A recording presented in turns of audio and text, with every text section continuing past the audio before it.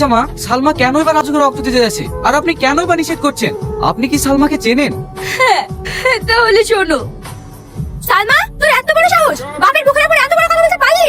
হ্যাঁ পারলাম। আমি মমিনকে ভালোবাসি আর মমিনকেই বিয়ে করব। দোষ না, তোমার মেয়েকে চুপ করতে বলো।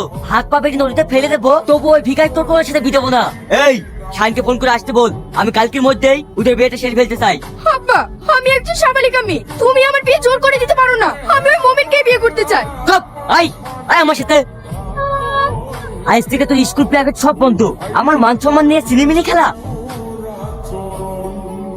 সালমা, তুমি আমাদের বাড়িতে? হ্যাঁ, আমি চলে এসেছি। আমি আর কোনোদিন ওই বাড়িতে ফিরে যাব না। তুমি জানো, আমার আবার শাহিনের সাথে বিয়ে ঠিক করেছে। কালকেই আমাদের বিয়ে দিয়ে দেবে। তুমি এটা ঠিক করোনি, এক্ষুনি বাড়ি ফিরে যাও। না, ও যেহেতু চলে এসেছে ও এখানেই থাকবে। আজকে তোদের আমি বিয়ে দিয়ে দেবো, তারপর কে কি করে আমি দেখছি।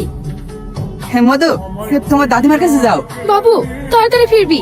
ছেলে খেলে ডাক্তারখানায় যেতে হবে, খুব ঠান্ডা লেগেছে। তা আসবে কেনে? শুধু কাজ আর কাজ। ছেলেটার পানে একটু ঘুরি তাকায় না।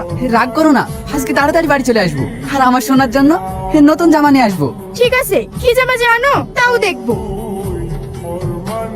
মা, গরম গরম রুটি খেয়ে নাও। শাসি, শাসি! কি রে, এভাবে দৌড়াচ্ছিস কেন? মমিন ভাই লরিতে অ্যাক্সিডেন্ট করেছে, ও আর বেঁচে নাই।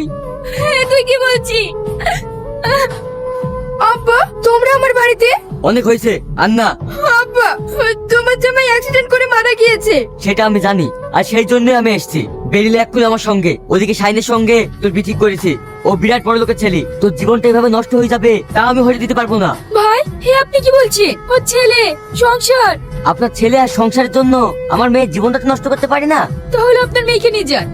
তাহলে রাজু সালমার ছেলে, আর ও এতগুলো কথা কেন গোপন রেখেছে? মা, শাহিন, রাজু কেমন করছে?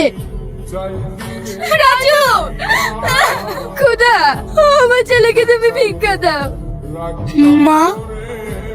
শাহিন, তুমি আমাকে ক্ষমা করে দাও। সালমা, তোমাকে ক্ষমা করতে পারবো কি তা জানি না, কিন্তু রাজুকে বাঁচাতে হবে।